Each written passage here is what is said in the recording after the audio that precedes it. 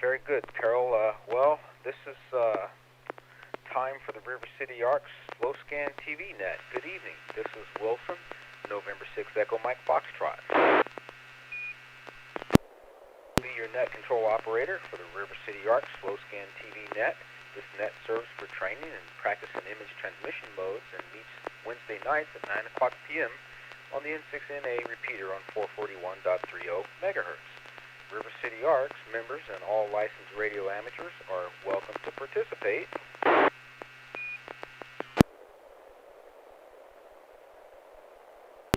If you wish to join the net or need to make a call at any time, please announce your call sign between transmissions and net control will acknowledge you.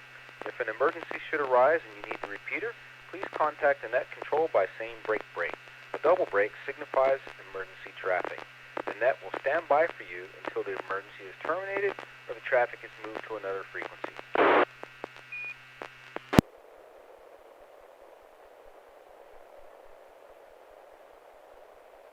Let me ask, am I getting over this other traffic, or is there sort of the effect of a double? I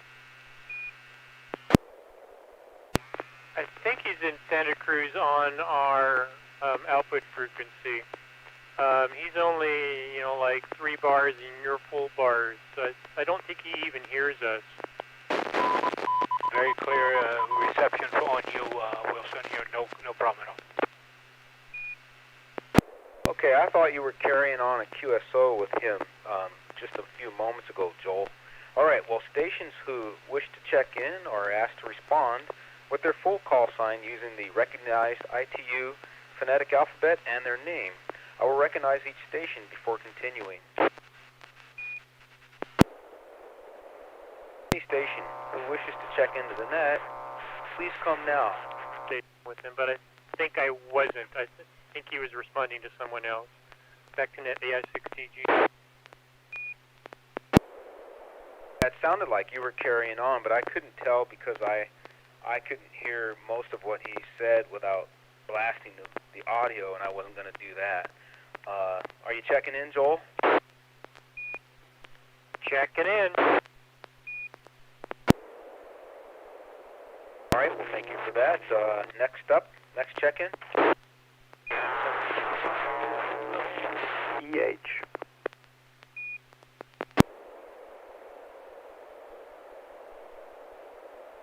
I think I got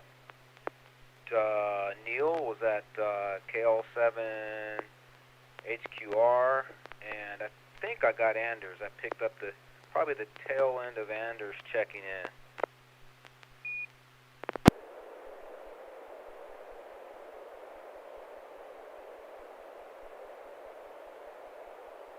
Did I get KL7 HQR and K3 REH? 7 HQR, roger. A3 REH, roger. That was a double-double, but I got it this time, and thank you for your patience and hanging in there, checking in, gentlemen. Any other check-ins? This is KP4 Mike Delta Carol. James in Gold River.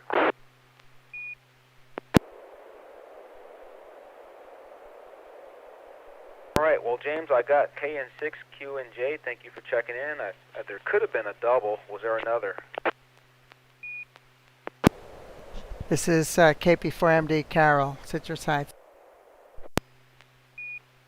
All right, well, yeah, thanks for checking in, Carol. I think I got Joel, Neil, Anders, James, and Carol, myself, N6EMF, Wilson here. And do we have any other check-ins?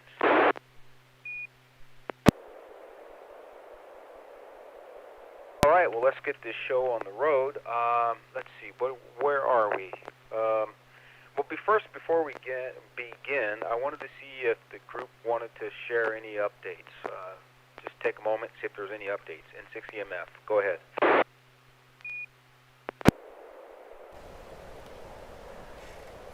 Yeah, this is KP4MD. Just hi to Alf, KN6, Papa Romeo Delta, who is checked in on live chat.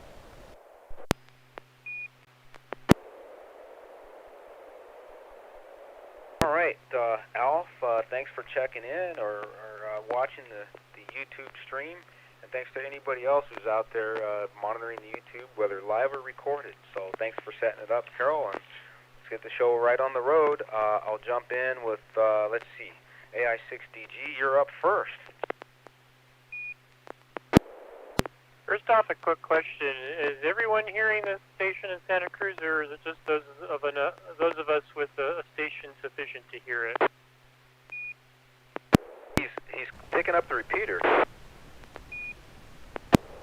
A3RH, I'm hearing him pretty loud, and he's interfering pretty badly with the repeater for me. 7 HQR, I hear the repeater only, no other signal at all. KN6QNJ, I hear him very clearly.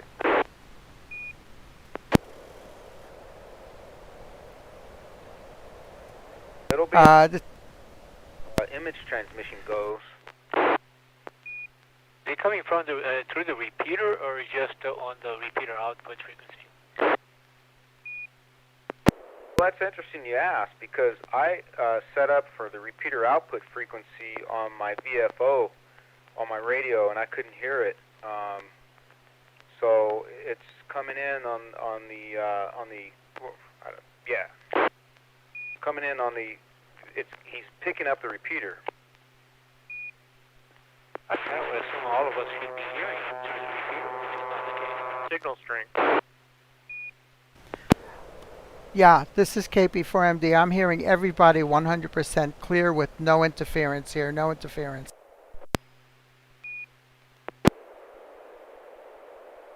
Okay, well, I'm ready with the picture if you... All right, well, go right ahead, Joel. I'm ready to receive.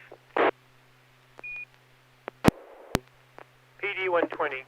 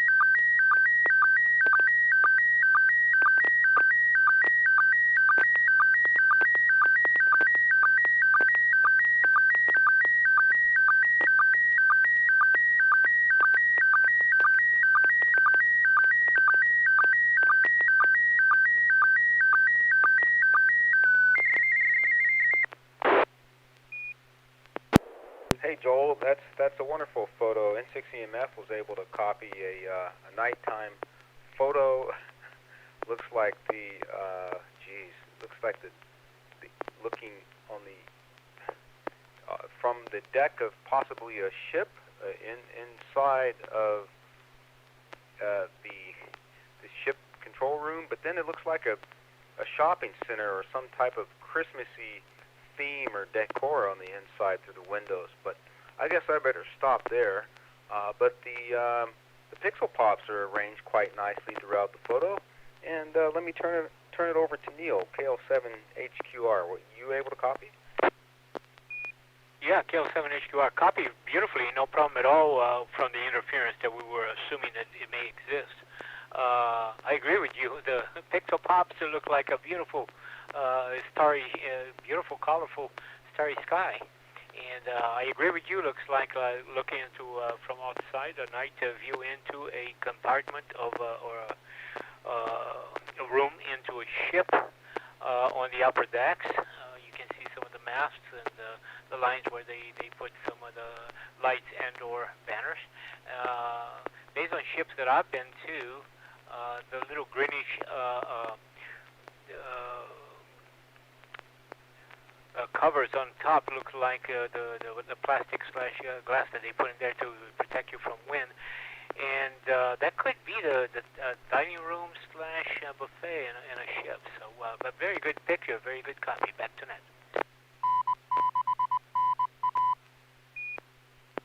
Very good, Neil. Thank you. Anders, K3REH. Received a good copy. I got the very evenly distributed pixel pops across the whole image, a black border up top and a black border below.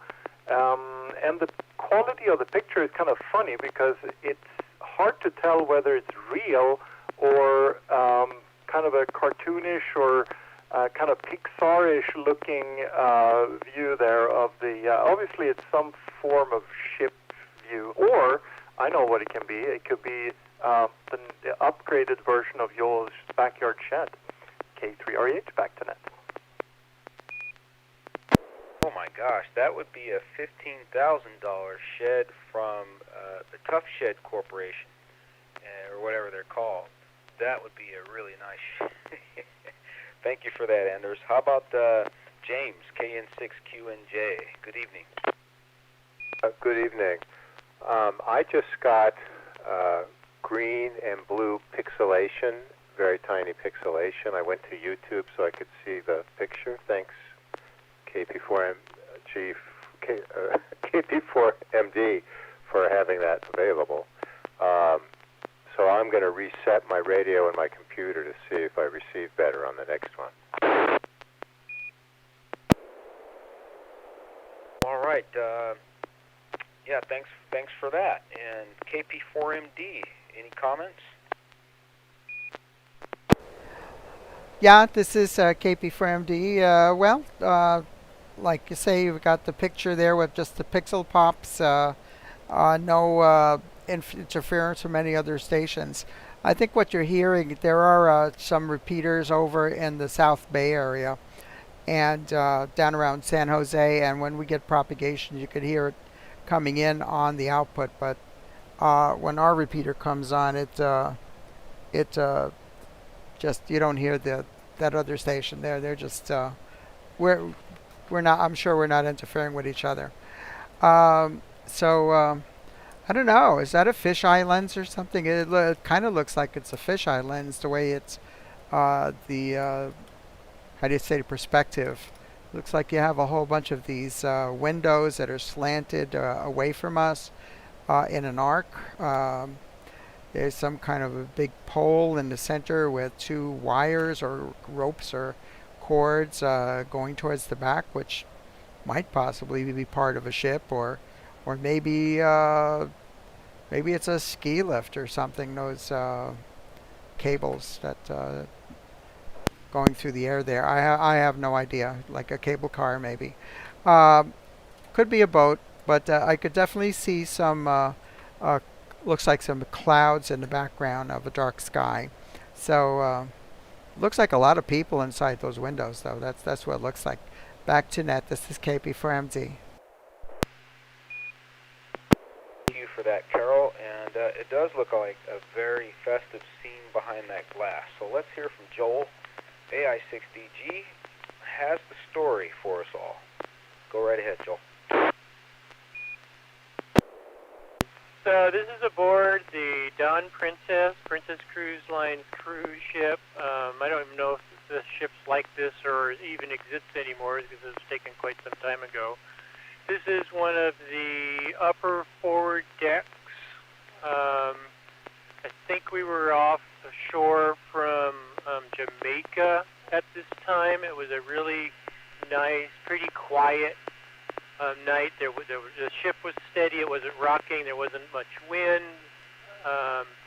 This is on a forward deck looking back into the buffet area. So this is a beautiful area for like when you get up and have breakfast and you can look out at the sea or whatever is going by.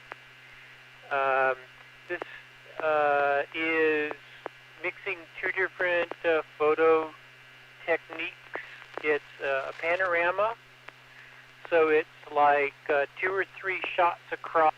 So the left, the middle, and the right are probably each different shots, and it's HDR. It's an HDR shot, meaning that each of those 3 positions, left, right, center, was also had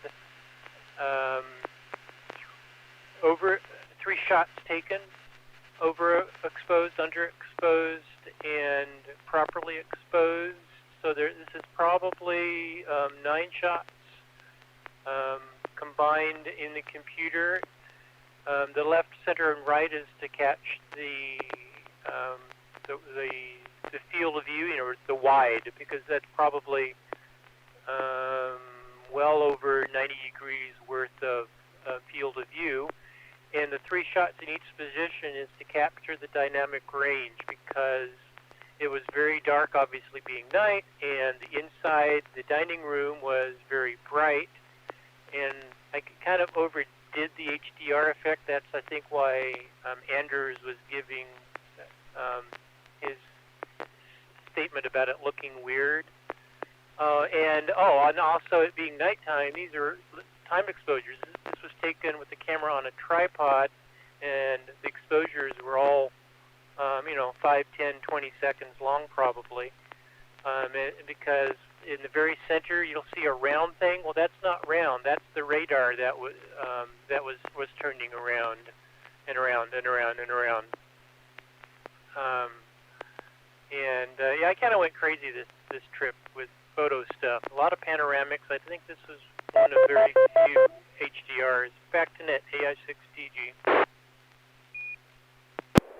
I appreciate the story behind the photograph, and it kind of reminds me of back in the day when I was in high school. I took a 1-year-long photography vocational type course and learned a lot about black and white photography, working with 35 millimeter and developing and stuff. And I did a lot of these kinds of things manually with film and that kind of stuff. So it brings back some memories, and I think that you're a bona fide amateur photographer for that. So nice work, very nice work. Thanks for sharing. Turn it around for comments, questions for others. KL7HQR. Hey, Neil. Yeah, KL7HQR. Beautiful job, Joe. Very, very good. Brings back good memories. The first time I went on a cruise in November 2003 was on board the Sun Princess, which was and is a sister ship to the Dawn. It was the Sea Princess, the Dawn Princess, and the Sun Princess. And I remember well, and I loved it because there was only 3 that had the buffet up front. All the other Princess ships had the buffet way on the aft. And it was really, really quite pretty to be there and look out. And although being on the front, if you had a rough seas, it was kind of hard to have breakfast with the bow of the ship going up and down. But good memories, and really appreciate the technical work on the picture. Beautiful job. Back to that. Yep, very nice. Thank you for that, Neil. How about Anders, K3REH? Well, the HDR effect definitely comes through. It's an awesome job there, so it looks really cool. But yeah, I maintain that position that it looks half real, little uncanny valley effect there. So very cool picture. Thank you so much, K3REH. Back to net.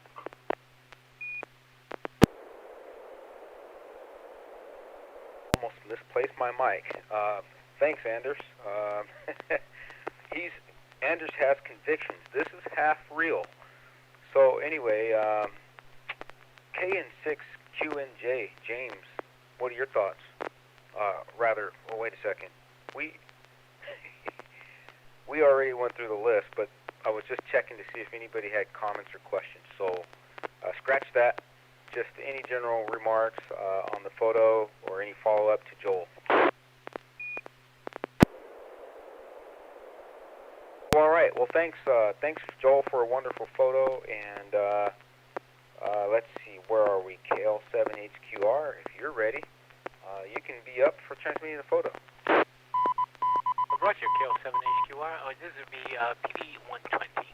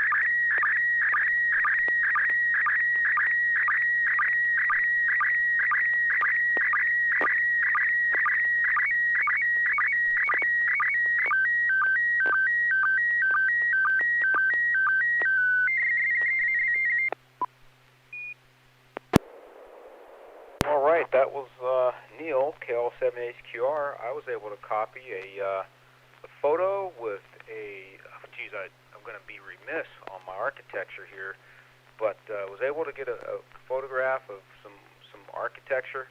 It looks like something possibly in some European architecture, probably the front side of or the one side of a, I don't know.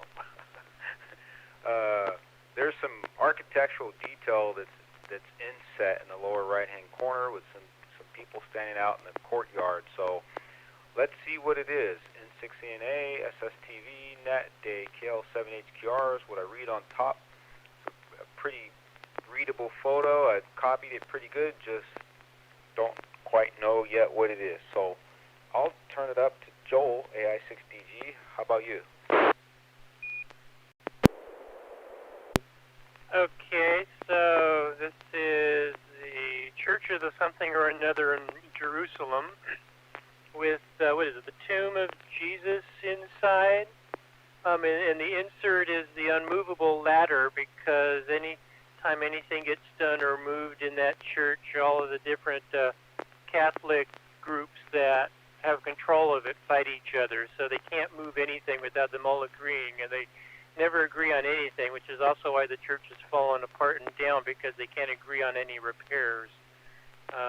Anyway, I'm sure we'll have more info when we get the full description. Back to Net DI6DG. My gosh, thank you, Joel. How about Anders, K3REH? Yeah, that was something I certainly had no idea about. I was about to say that this could be anywhere in the world except in the U.S., because there's nothing that looks like this in the U.S., but Yeah, I will just bow to Joel's knowledge there and say that's probably what it is. K3RH back to net. All right, well, good enough. Thank you very much. KN6QNJ, James. KN6QNJ. Well, at first I thought I was going to say I recognize it from a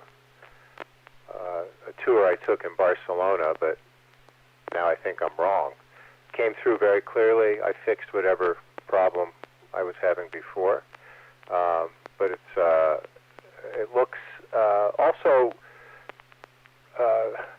not a recent picture. I'm wondering how old it is. KN6QNJ. All right. Thank you very much. Carol, KP4MD.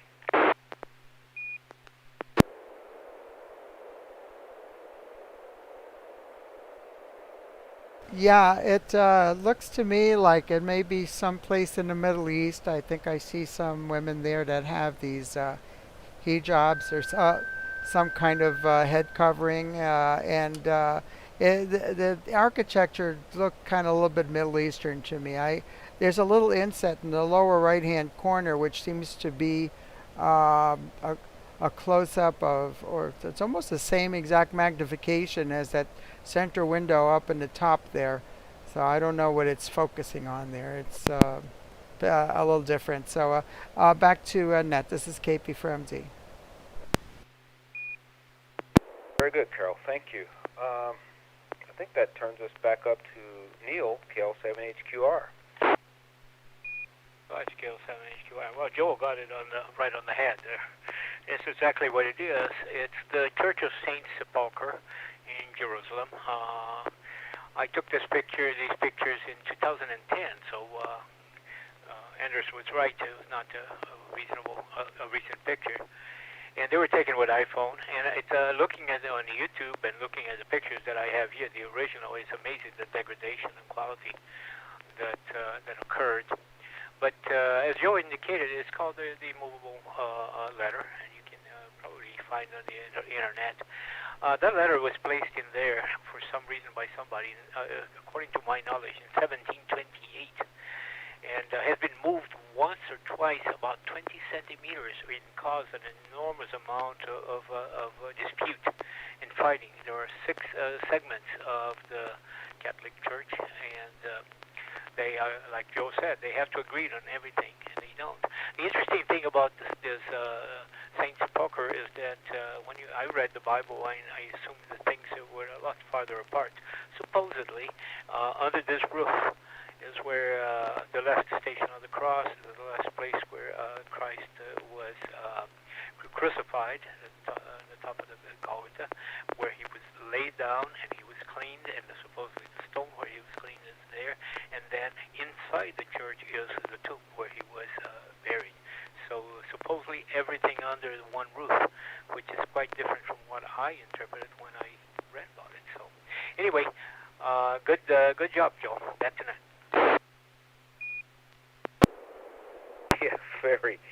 Very good job, Joel. Thank you very much. And he jumped right out there and zeroed right in on what was going on, and I was like, oh my gosh, these are some very knowledgeable cast members here. So yeah, thanks for validating everything and giving us a little bit of perspective.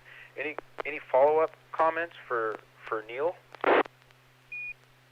K3RH. What about all the yellow hats? K7HQR. I don't know about yellow hats, but as Carol indicated, there were quite a few young ladies that had the head covering, because to go inside you have to have a head covering. And I was there. I took the picture. I never noticed the yellow hats until you mentioned. I think they're just scarves.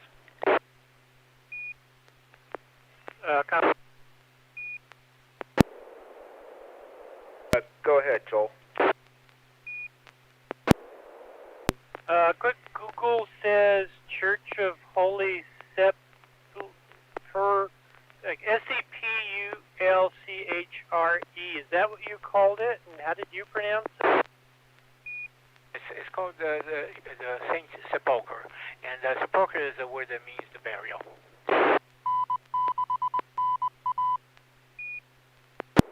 Church of Holy Sepulchre. Sepulchre, N6KN. It's possible that I am pronouncing with a Brazilian Portuguese accent. Okay, thanks. Back to net, PI6DG.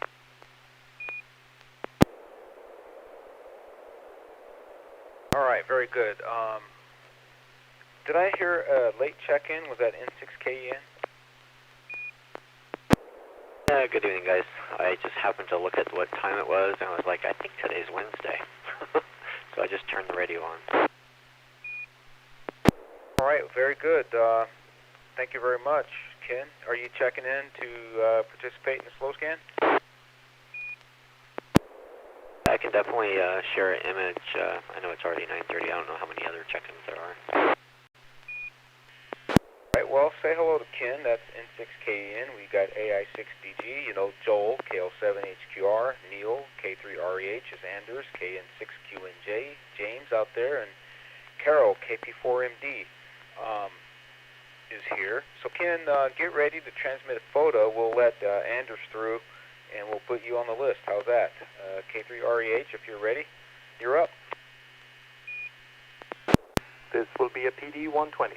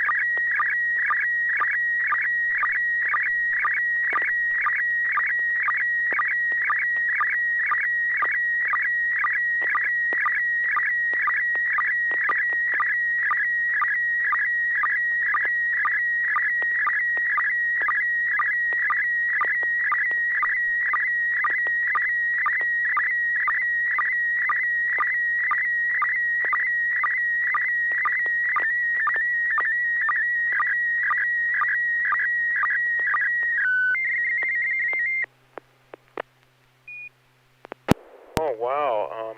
So Anders has successfully transmitted a photo. It's a pretty good copy here in N6NA Net control. I can see his call sign DEK3REH vertically oriented on the left side of the photo. In the upper part of the photo, I see a relatively close-up shot of a black enclosure with a circuit board in there with his call sign in the lower right-hand corner. So presumably it's a design of Anders. It looks to me like he's got possibly 2 or 4 RCA ports on the top edge. It looks the cable assignments are red and white, so that implies maybe left and right. But I do see a couple of, if it's RCA for audio, then I see a couple of isolation transformers in the middle. I don't know what's going on, but it looks pretty interesting. Can't wait to hear the story, and I'll leave a little fun on the table, and turn it over to, say, Joel for some more observations. He did a good description. We got the main picture of a board with components and cables going in and out of it, and the insert on the lower right is a view of that with the cover on it, because the main shot is the board inside a box with the cover off. And I know this is because I've already discussed it with Anders, so I'm going to recuse myself and pass on to the next person. Back to Net AI6TG. Recusal is a fine and ethical thing to do, my friend. Keep up the good work. So, Neil, KL7HQR. Rogers, very, very good copy. I think one of the sharpest pictures that we got tonight. And description was very, very good, very clear. I see what I was assuming were the RCA jacks up on top. And on the left side, on the top, there is another white cable coming in. And it's kind of nice to see some parts of electronic circuits that I recognize, like the little transformers, as compared to all the SMAs that we have nowadays. I have no idea what they are. So, very good description, very good copy, and I have no idea what it is. I would assume it may have to have something to do, since Joel kind of recused himself from describing. I wonder if this has to do with some kind of adapter for the SSTV connection with his equipment. Back to Net. Yeah. Well, that's great. You know, I mean, you could presumably use an RCA cable for anything you like. I know that I've put other signals on RCA cables, so it'll be interesting to see what happens. KN6QNJ, James, what have you got? Were you able to copy? Affirmative, KN6QNJ. In fact, as Nils just said, KL7HQR, this is the cleanest picture that's come through so far since I've joined you all the past month. But I don't have anything to add about what it might be for or what it is. Yeah, have you heard about that DB spray? Did you use some of that DB spray on your antenna, James, and make it come in a little bit clearer this time? No, but I better order that on Amazon. All right, well, very good. Thanks for your comments, both Neil and James. And Carol, were you able to copy? Yeah, this is KP for MD. Yeah, I see the four RCA jacks with color-coded cables plugged into them, two white and two red. It looks like there's a couple of RJ45 jacks, the kinds that are on the ends of Cat5 cables. The two audio transformers in there, and it looks like there's 3 LEDs in the front there, with a green, a yellow, and a clear one, and poking through a hole there and poking through holes in the side of that enclosure. Audio, something about audio. I don't know. Does this? I could barely read the lettering. Besides K3REH 20. I don't know. Is that 2012? Maybe that's the year in there. And then TYT-MOC-DF. Can't say what it is. Has something to do with audio. So back to Net. This is KP for MD. All I can say, thank you, Carol. It looks like a control head with a third eye. One green one, one yellow one white one maybe, or red. Never mind. Okay, Anders, it'll be fun. You're up. K3REH.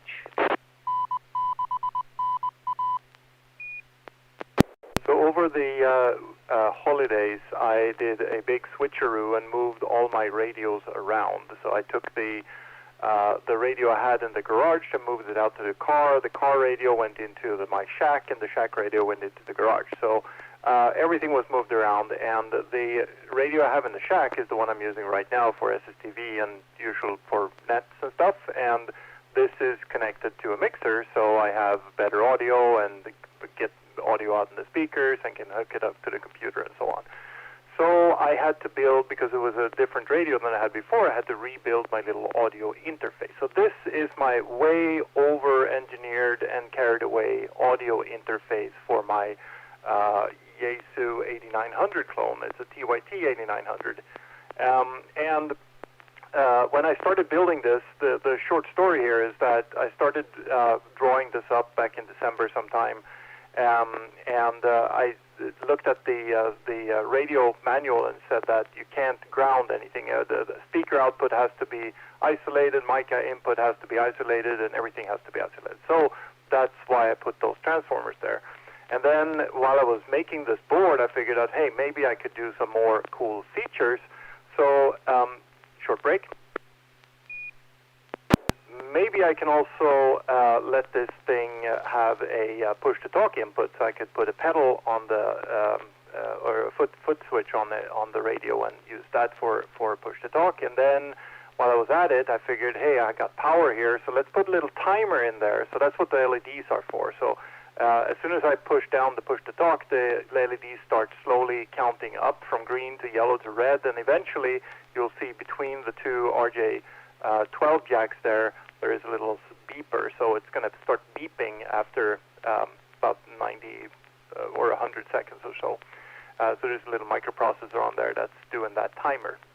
So when I built this thing about a couple of weeks ago, I managed to screw everything up. This broke multiple times, and nothing worked, and I had to basically do a lot of patches on this. And then when I hooked it up to the radio, little smoke came out of the radio. So I managed to blow up the radio, blow up this thing multiple times, and the project that should have taken a few hours took a whole day repairing the radio, repairing this thing, but now it works clearly. I receive and send SSTV pictures, and you hear me through this thing as of right now. K3RH, back to net.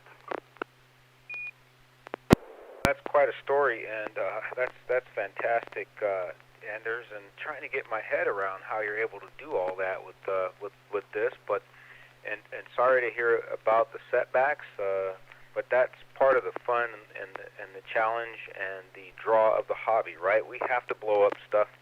We have to let the smoke out. It's a requirement of total fulfillment in amateur radio, I suppose.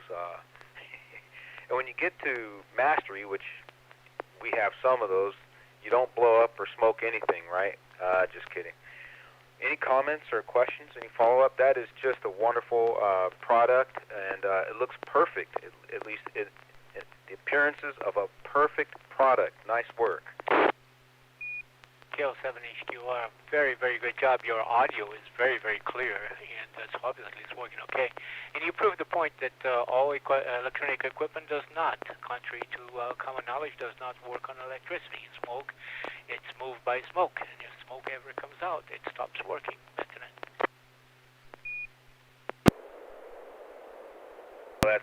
That's hilarious. I had when I was first learning about microchips in school, the teacher held up a chip, and it was a pretty expensive one. I think it was a Power PC or something like that. But anyway, he said the trick, every one of these chips has smoke in it. The trick is not to let the smoke out.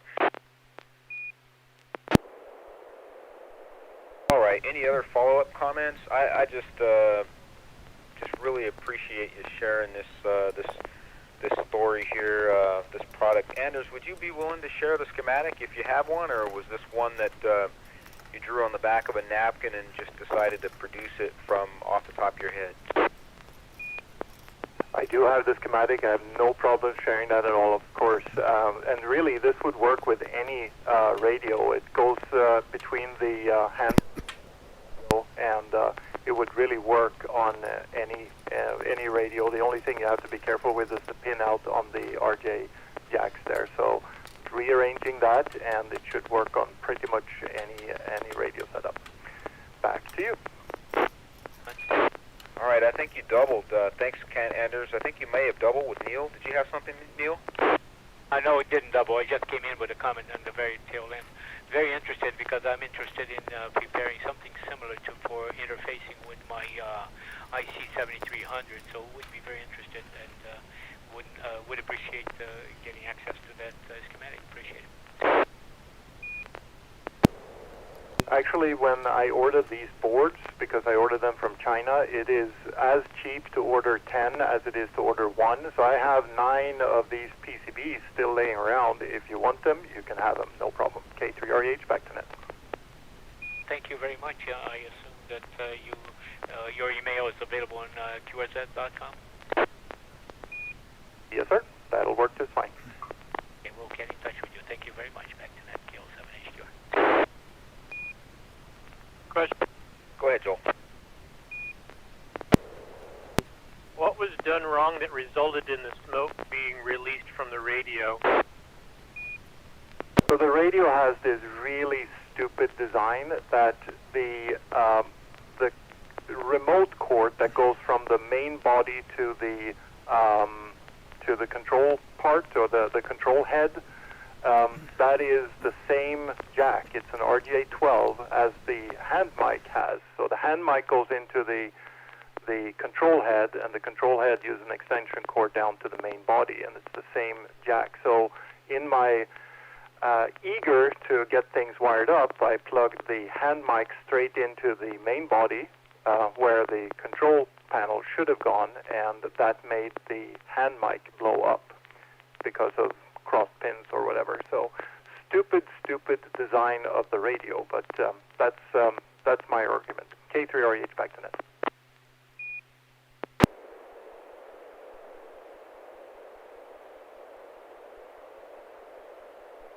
All right, I hope that answers your question, Joel, and thanks for your response, Anders. I appreciate that. N6EMF, net control here. Next up is James, KN6QNJ. This is James, KN6QNJ. I just have a question before I send a picture. Should I try Scotty 2? When I do PD120, the picture in the frame shrinks down.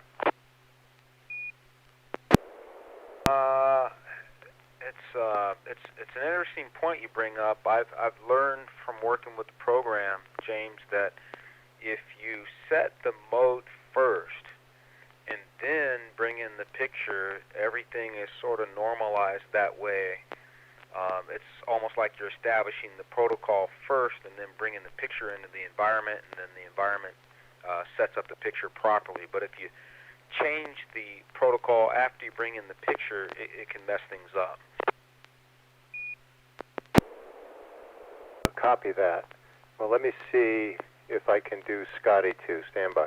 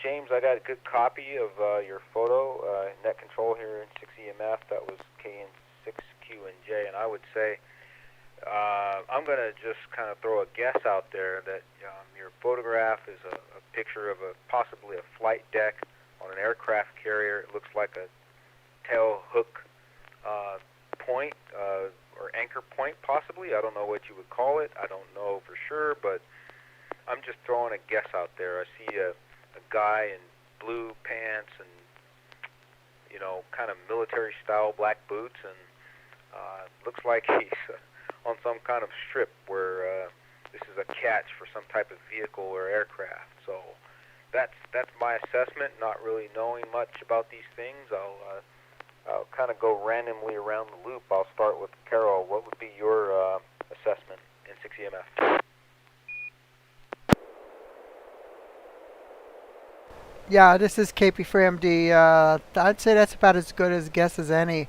The first thing that came into mind, it looked like a slot in the like the cable cars, but in San Francisco they have this slot that runs down but then you don't have the tracks there. So I really can't say. It's I think maybe you're right, but that picture came really clear. I think maybe I can count, I don't know, maybe half a dozen pixel pops, but they're really tiny. Good strong signal, a good clear picture. Back to Nets, KP for MD. Thank you, Carol. That was very good. Okay, so going in a sort of, I think I missed Ken, N6KEN. On the last round, I may have missed you entirely, and I apologize. Go ahead, Ken. I had you at the bottom of the list and almost forgot you were there. My mistake. Did you want to comment on the photo? Yeah, no worries. Yeah, that was my guess as well. Aircraft carrier, and that's probably the launcher. And 6KN back to net. Again, sorry you missed out on the last round, I think. So we'll get you up next. And KN6QNJ, that was his photo. Going reverse order, K3REH, Anders. So my first thought was not aircraft carrier. My first thought was a bus-only lane, because growing up in Stockholm, we had these bus lanes where no private cars were allowed, and they put things like this in the middle of the street to kind of catch cars, regular passenger cars, and the buses just floated over them or through them. And there are actually really funny YouTube videos of people getting stuck on these bus lanes. But yeah, that's beside the point. I agree, this is probably something that throws up a airplane in the sky. K3REH, back to net. You know what I really like about Anders' comment is that they should put a sign there that says "hit this," because if you hit that with an ordinary car, you're going to lose all kinds of fluids and nuts and bolts. And the good thing is this picture features a trough. That trough is probably what will catch all the hazardous materials that will spill out from underneath the car. You'll have, Anders. You'll have transmission fluid, motor oil, gear oil, and all sorts of fluids, coolant that will just drain out through that trough, and then you'll get a environmental compliance citation. How's that? N6EMF, turning it over to Neil, KL7HQR. Roger, KL7HQR. Well, I think I have to agree that looks very much like it. You can see the marks on the ground there. There's something has been moving and dragging there. The interesting thing is that the channel, the groove, does not continue on the other side, and this side, on the left side, is the smooth up. So I would assume this is the end of the catapult where it stops. My first thought when I started thinking the picture was just a locking mechanism aboard cargo airplanes to lock the payload into position, but I agree that it looks more like a launcher. So back to net. To me, it could also look like, thank you for that, Neil, it could also be an anchor point for a guy wire for a ham radio antenna, a spectacular ham radio antenna. How about Joel, AI6DG? Yeah, I think we got it. Aircraft carrier. Someone mentioned tail hook, but that would be for the landing, whereas this is the launch, the taking off. And yeah, the slot, it comes in from below and on the left and doesn't continue past it to the right and above. So this would either be the very end or at the very beginning. I think this is probably the very beginning. So there's no plane there, but I think this would hook to the front nose gear and pull the plane forward. And you'll also notice on each side of the thing sticking up that there's kind of like skid marks. So that would be the two tires on the nose gear.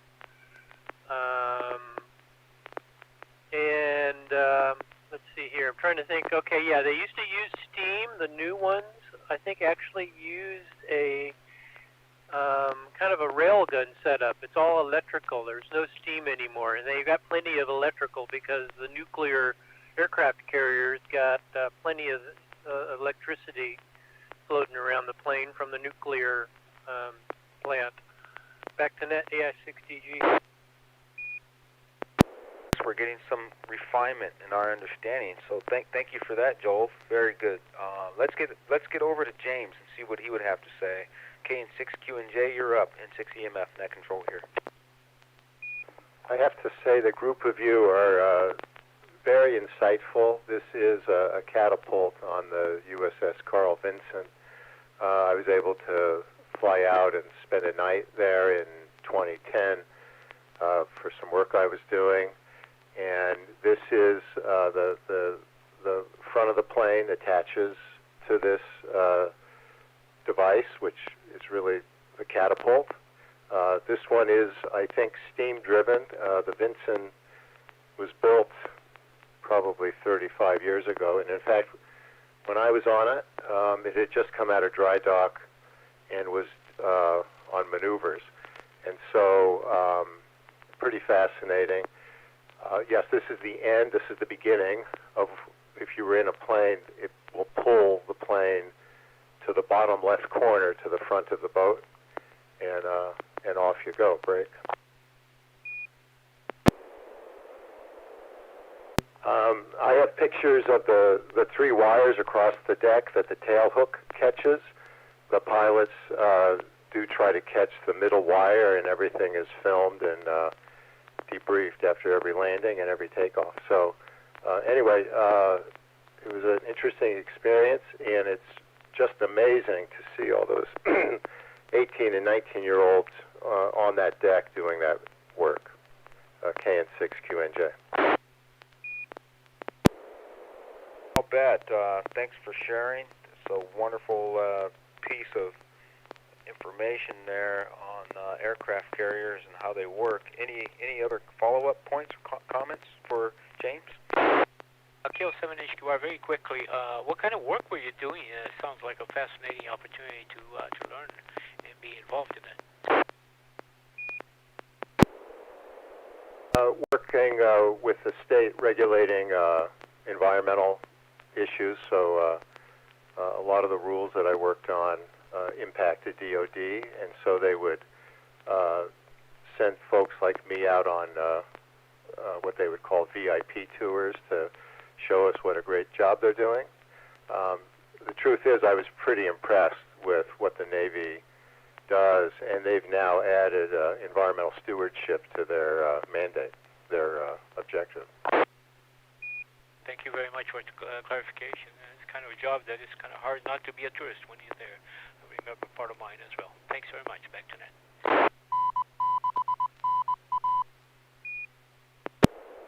See, there is some environmental compliance in there, just not automotive motor oil, right? Thanks for sharing. And I appreciate the question, Neil. Keep them coming. Any other points, comments, questions for James? Yeah, just a quick comment in 6KN. So the Carl Vinson was stationed, or docked, I guess, in Bremerton when I went to high school there, so I used to see it quite often. Oh, that's pretty cool, Ken. When I was on it, they had just come out of being the only hospital in the region after the Haiti earthquake, and that was part of one of the impetuses to changing their mission, both to emergency medical care around the world and also environmental stewardship.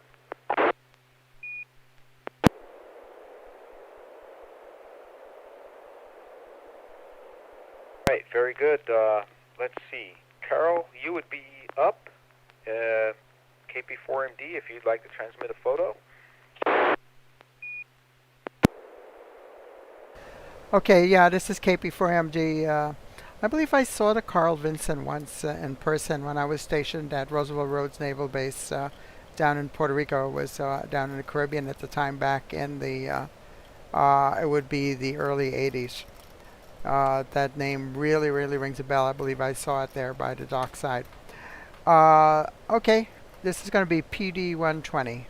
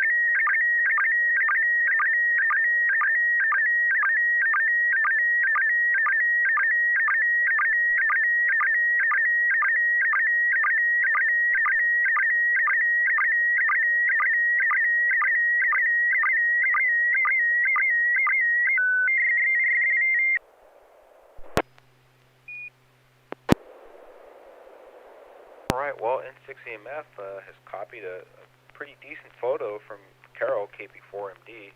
Looks like a vintage transceiver from probably the 40s or the 50s time frame, with a headset off to the left. It's most likely QRPs, probably a low power type of situation here, but it looks like vacuum tube type items in the circuitry and traditional knobs and dials and switches. So unless it's a retro, it's probably a very vintage unit. But there's a chart in the upper left-hand corner. I can't discern what's being represented there, but nice photo. Pixel pops are pretty much all over the place, but still able to discern what it is. And let me turn it over to Joel, AI6DG. Were you able to copy? Yeah, excellent reception, moderate number of pops all over the place. You did a pretty good description. So we got a gray box that's the lid's been opened. Inside of the lid, there's the little graph. The lid has uncovered by opening the lid. We see some tubes, black metal tubes sticking up, maybe a crystal, some knobs, a veneer knob, big military-style contract label. I can't read what the part number is. A switch, maybe a light.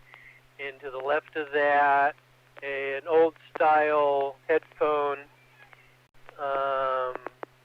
maybe a sheepskin headphone sitting on the table next to it, and I'm assuming a wire going over and plugged into a jack on the unit. And is it a receiver or a transceiver? Can't really tell, but looking at this brings to mind, these old rigs. That must have been quite a trip, having to manually flip a switch between transmit and receive to change the circuitry in the rig to turn it from a receiver to a transmitter. Back and forth, back and forth. No box. Back to net, AI6DG. All right, very good, Joel. Thank you. How about Neil, KL7HQR? KL7HQR. Yeah, very good picture, very good reception. The pops do not interfere with it at all. And very good descriptions given so far. I agree that it looks like an old-time military vacuum tube equipment, but don't know exactly if it is just a receiver or a transceiver. But what I do know very well is the graph on the back. That rings a lot of bells. I know exactly what it is. That's the graph of my stock investments from the day I bought it to the day I sold it. So back to that. I think this is a Elecraft BC Bravo Charlie. How's that? Thank you, Neil. K3REH Anders? Yeah, I just concur with everybody else here. It looks like a steel enclosure with a bunch of knobs and possibly covers for the vacuum tubes back there. The funny thing is that the rectangular device up in the top right of the panel there, it looked like that had two LEDs on it. They were bright green LEDs, but then when I blew it up, I realized that those were actually pixel pops. So, but yeah, it looks like an interesting device for sure. I wonder how you operate it and whether it's, like everybody said here, a receiver or transceiver. K3REH, back to net. Yeah, you're probably looking at a little box in the upper right-hand corner with the pixel pops that look like LEDs. You open it up, you find an Arduino in there or something like that. That would be fun. Let's see what Carol has to say in just a few minutes. Thank you, Anders. James, KN6QNJ. This is James, KN6QNJ. Well, I think it might be something that spies used in France to assist the resistance. And what may not be there is a CW keyer. And there's, in the upper right part, there's two holes with white in them. I wonder if there's a way to plug a keyer in somewhere. I also had a moderate level of pixel pops, but the picture really came through great. And if you just turn that sheet over, you can do better in the stock market. KN6QNJ. Oh, yeah, I like that. Showing the sheet flipped upside down would be some appreciation in the securities markets, right? That's great. I love it. Let's see, what else do we have? We have Ken N6KEN. Yeah, I'll have to agree. That looks quite a lot like my cryptocurrency investments from last year. And only other comment I'll make is that I agree. It looks like a government-issued radio or contracted radio because of the metal plate there that looks like a VIN plate. A lot of government equipment has those. Back to that N6KN. All right, well, thank you for that, Ken. I'm trying to get oriented here. Where are we on the list? This is Carol's photo, so let's hear from Carol, KP4MD. Okay, yeah, this is KP4MD. Yes, yep, that suggestion that it had to do with a spy radio is exactly right. And you would have recognized this picture if you looked at the club's website. just updated it today with information from next month's program, which is Hiroki Kato, AH6CY, who's retired professor. He's actually a PhD.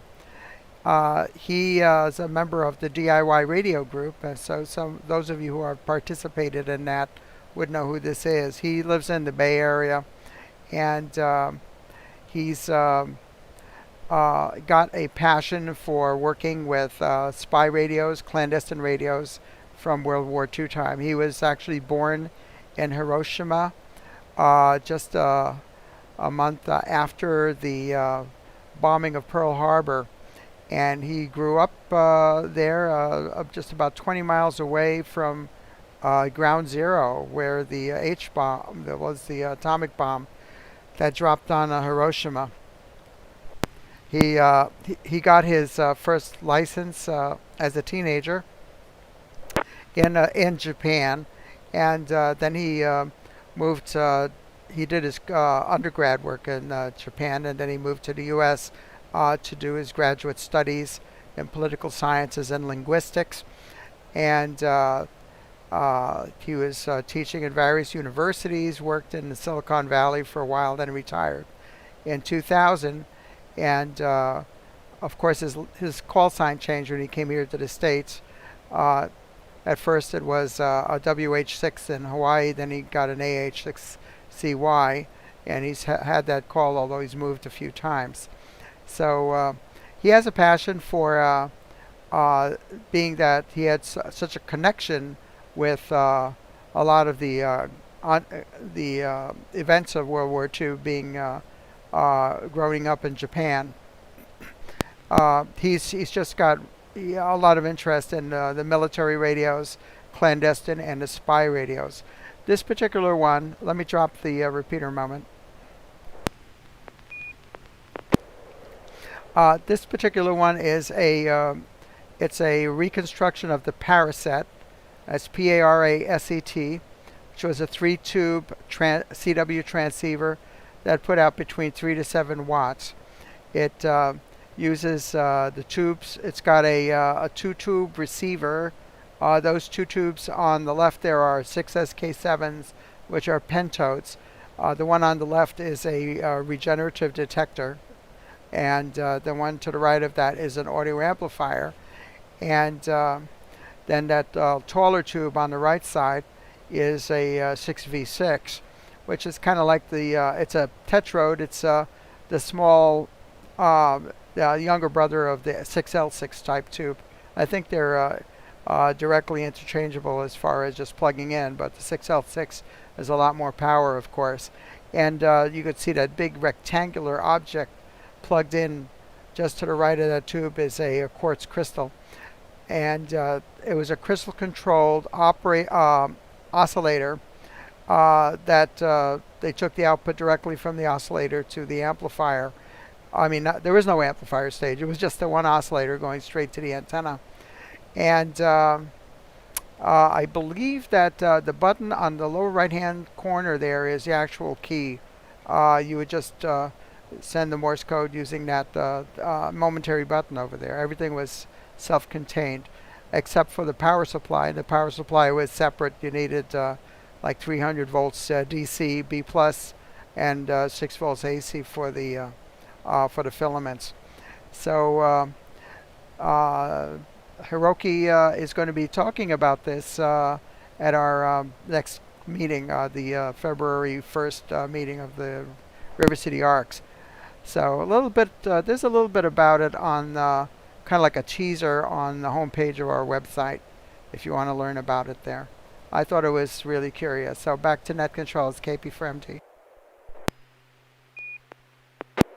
Very curious, and thanks for sharing information with us and directing us to the link on the N6NA website. I'm definitely going to follow up and take a look there. It's fascinating to me. Any other questions or comments for Carol? That was KP4MD. Yeah, Carol, is this radio in his personal collection? No, no, this is not his personal collection. He has built this circuit, but he's published the circuit. He actually has published a book. It was published by the Radio Society of Great Britain with plans on how to build this. And this particular unit was built by an Italian ham, and it was just such a nice picture. I figure I'd go ahead and send his picture. By the way, we did have Andy Cowley. That's 2 Echo 0 REE on the YouTube chat, and it's really nice to see Andy. He's of course from England with a 2 Echo 0 prefix, watching us here on YouTube. Back to Nets, KP for MD. Comment. Go ahead. Comment. Can't tell for sure, but I noticed the lid doesn't look very deep, and that the 3 tall tubes, there's 3 tall tubes, and there's 3 clips in the lid. So I wouldn't be surprised that if in normal use with this rig, you unplug those 3 tubes and plug in the clips every time you put it away, and have to undo that, undo them from the clips and plug them back in before you can use it. The crystal looks like it's a little tall too, so probably have to do something similar there. Do you know if that's the case, Carol? The I6DG, back to net.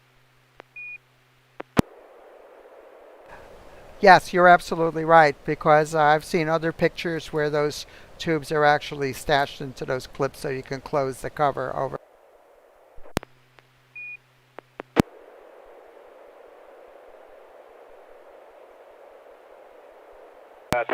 Thanks for the question, Joel. That was great. You could see the little clasps in there, and you got to wonder if you're a spy. You got to be able to shut that down quickly too, right? So what do you do with the rest of the parts?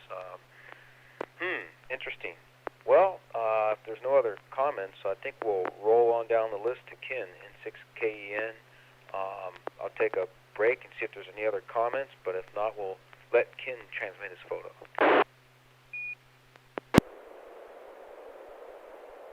And by the way, thank you, Carol, for bringing that, and also want to say hello to Andy, checking in from Great Britain, and thanks for enjoying the show, N6EMF.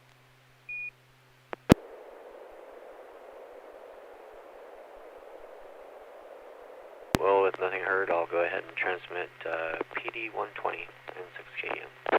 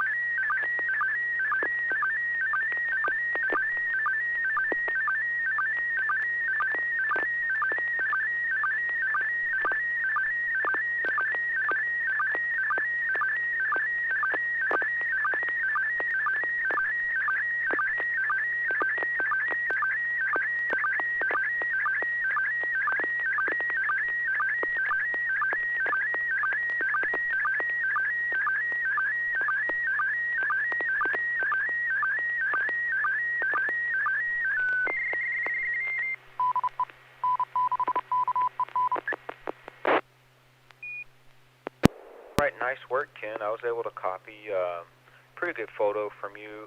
It looks clear if I don't zoom it up. Lots of pixel pops, but I can see you've got your portable all-band transceiver set up on the table there. In the background, I think the main part of the photo is where I see a horizontally oriented dipole that's on a tripod and a portable mast. So nice work, and I'll be turning it over to Joel for comments. ICOM 705 on the table, buddy pole, tripod, and antenna system in the background hooked up to it. Trying to look at what's on the table. Almost looks like there's a keyboard there, so I don't know if, or is that just the table? Some white stuff, so maybe that's a bag that had some stuff come in it. Oh, the blue thing's probably the battery, external battery. You're in a park, table, trees and grass, a little bit mist, kind of overcast clouds in the sky. I can't tell if it looks like a nice day, but that doesn't mean it wasn't cold as beep at the time. It looks like you were having a good time. Back to Net DI6DG. Yeah, maybe that little blue thing is a coffee mug with some really hot coffee in it or something, hot cocoa. Nice update, Joel. Nice comments. Thank you. How about Joel or Neil, KL7HQR? Yeah, thank you. Good copy. A lot of, in my case, lots of pops all over the place. But good copy on the picture. Very little to add to the description everybody else gave. A dipole, hand rotatable, and it looks like it was not so well. Looking at the trees, I agree with everybody else. No leaves on the trees and clear skies. Probably a little bit cool. But thanks, Ken. Nice to have you among us sharing the pictures. Back to that. All right, well, thank you for that, Neil. I was trying to guess which band it was on, so I'm going to guess it's, let me guess it's 10 meters. How about that? Just throw a number out there. It's not too long. Could be 10 or 20 meters. Anders, K3REH. Thank you for the picture. Yeah, similar experience here. Got quite a few pixel pops and the repeater ID straight through the call sign there, but I see the body pole, I see the tripod, I see the 705, I see the coffee mug, and it looks like a picnic table. It looks like one of those fixed steel mesh picnic tables that everything is on there. The bag is down in the left corner, and then some white rag, or maybe just a plastic bag is right there also. So yeah, looks like a nice day in the park. K3REH, back to Net. All right, very good. James, thank you for that, Anders. By the way, James, KN6QNJ. Yeah, this is James, KN6QNJ. Anders, thank you for explaining what that fuzzy line is through Ken's name, because that shows up prominently on mine with lots of pixel pops, but easily made out. I don't have much to add. It does look like an ICOM 705, a buddy pole setup tuned to 20 meters. I'm totally guessing. And the blue coffee mug. I'm interested to hear from Ken what he was doing out there. KN6QNJ. Is it a battery or a coffee mug? Thank you, James. KP4MD, comments? Yeah, this is KP4MD. Second that. It's a buddy pole on a tripod. You can't really tell what frequency it's on because it depends what taps the inductors are set to. It could be very possibly 20 meters. And the IC, the ICOM 705, the picnic table there, and a really nice, looks like a nice day to do some operating out in the field. So back to Net. This is KP4MD.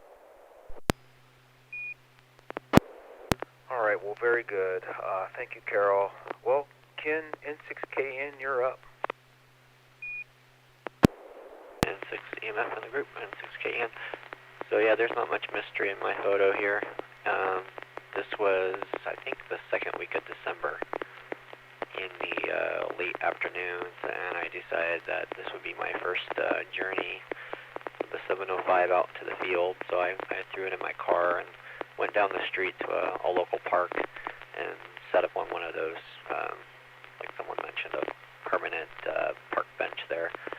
And running off of the BioNO, I think it was a 1206 6-amp battery pack, giving me 10 watts. And yes, 20 meters it was. And I ended up working two, funny as it is, two parks on the air stations. That was my two contacts, but I was not parks on the air. And one was in Illinois, I believe, and the other one was in Louisiana. And I got a 5.7 and a 5.9 signal, so I was quite impressed with that setup, and look forward to going out there many times. I had to wrap it up because, one, it was getting really cold. I was getting, of course, strange looks by people bringing their kids to the park. And thirdly was the wind was going to start picking up, and I didn't have a guide. So look forward to doing that much more in the future. N6KN, back to the group. Yeah, thanks for sharing, Ken. I'm sure you carry your FCC license with you. At least have it in the glove box for these situations. But yeah, like what, you got to almost have a script for what to do when some person out there asks you what you're doing. You have to be able to advocate for the amateur radio community and explain things in a nice way and disarm people as much as possible if you can. Sometimes you can't. But I think Carol does a good job of that kind of stuff. She has a really nice disposition and does that very well. I've seen her deal with the public when they're asking questions. So that's cool. Thanks for sharing, Ken. You were on 20 meters, and yes, it's been quite chilly out there lately. Fun stuff. I don't know if you were able to say, though, what is the blue thing? Is that a battery or a coffee mug?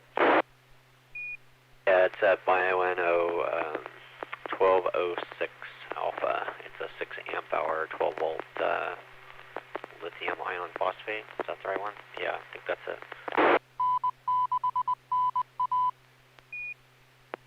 Right, that'd be a good hand warmer as well, I suppose. Any follow-up comments or questions? Thank you, Ken. A question. Go ahead. This is James, KN6QNJ. How difficult was that to set up, particularly the buddy pole part of it, Ken?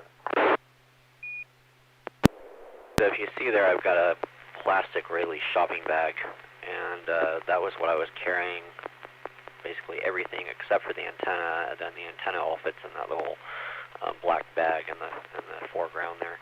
And from the time I pulled out of the car to I was on the air, I would say probably about 15 minutes.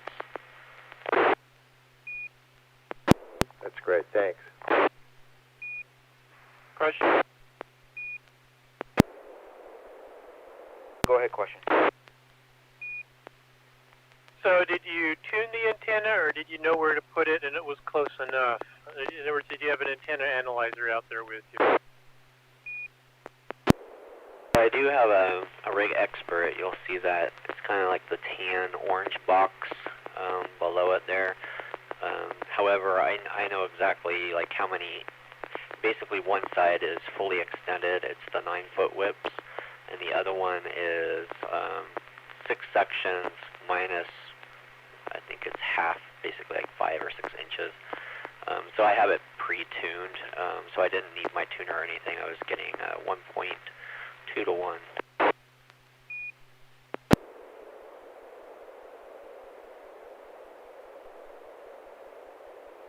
It's pretty good for your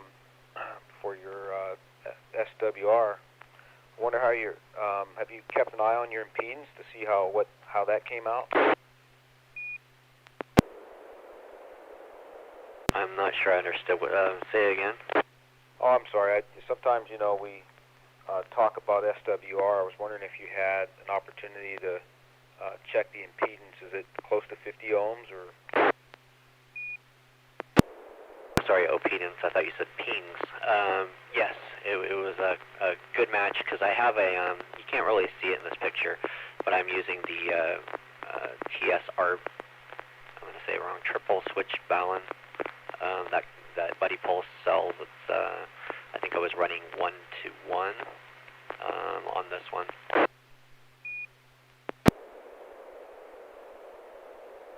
All right, very good. Well, that's a wonderful photo. Thanks for sharing.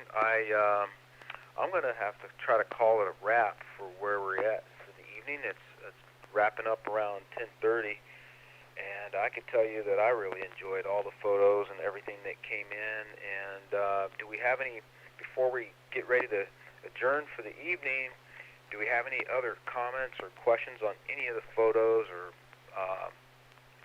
Ken's photo? Park. Come again, please. Which park was this picture from? I don't remember remember the name offhand. It's literally like 2 blocks from where I live.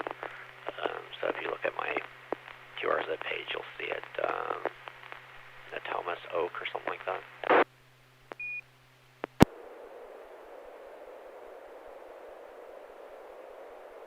All right, well, thanks for the question for Ken, and exciting stuff. Keep up the good work, Ken. I hope to catch you on the air out there sometime. I've got myself, I was in your store the other day, Ken, and picked up a toy box from Comet, and I have a vertical now that's set up temporarily in the backyard with 2 elements raised above ground. I haven't had a chance to document the installation. It's somewhat itinerant, so we'll have to see how it shapes up. Good. That's the Comet little antenna kit that you can get. Yeah, and then you just use the clips to change bands. Yeah, you use the clips to change the band, and it comes with different segments that you insert for different bands. Right now I'm set up for 10 meters, and it has a telescoping element that you adjust to fine-tune it. Okay. Yeah, I've sold a few of those, and in particular to people buying the 705.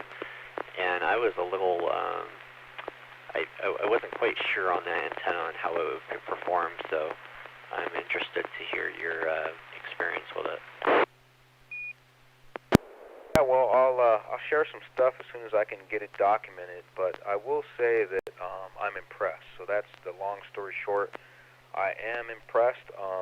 It wasn't as easy to assemble and erect as I would have hoped, because you have to come up with some ground planes or some ground wires and stuff like that. You got to get it situated, oriented vertically and attached to something, and it turns out that posed quite a few barriers to getting it done quickly. So you definitely need a clamp or a tripod with a clamp or some means for attaching it to something. So it gives a little bit to think about, but it is a toy box, and it's nothing like a buddy pole, but I think it's effective. Go ahead, Joel. All these setups and portable mobile things, you've got an excellent opportunity coming up to try them out, test them out, and practice, use them on the Winter Field Day down on January 29th and 30th.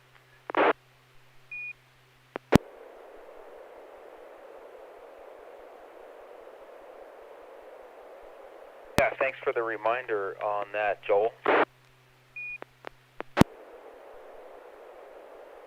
Did you want to say anything else about that before we close out on the Winter Field Day? For more information, go to winterfieldday.com. It's not run by ARRL. It's a different group. Very similar rules, but I think there are some differences. Between now and then, I need to print print out and read through. North Hills Radio Club will be at Jan Park, which is near Carmichael, from Saturday morning and afternoon. We're not doing the overnight. It starts at 11 on Saturday 29th and runs 24 hours around to 11 on Sunday the 30th.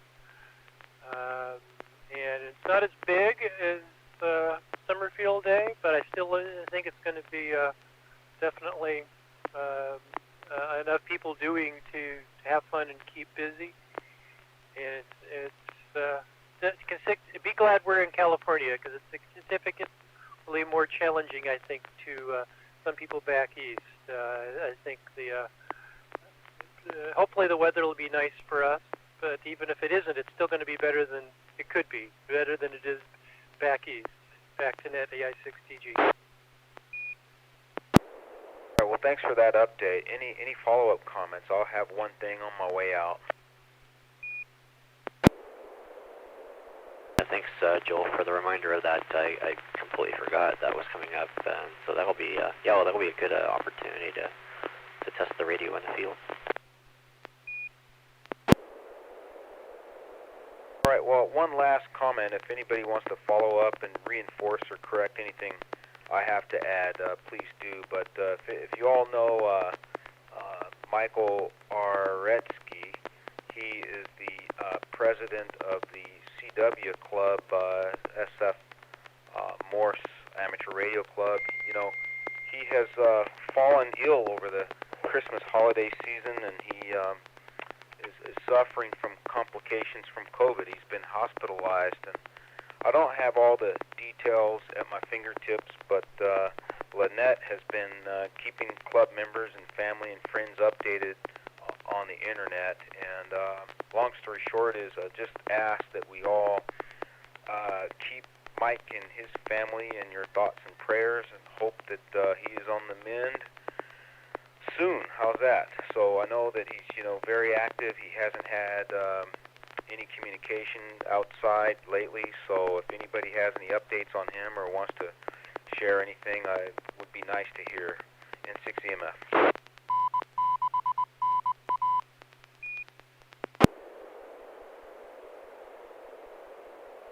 All right, I guess what we'll do is we'll just say thanks to all who participated in tonight's Slow Scan TV Net, and we hope to see you again next Wednesday night at 9 o'clock p.m.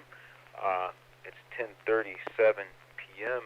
Pacific time, and this net is officially closed. It's Wilson, November 6 Echo Mike Foxtrot, wishing all of you a good evening.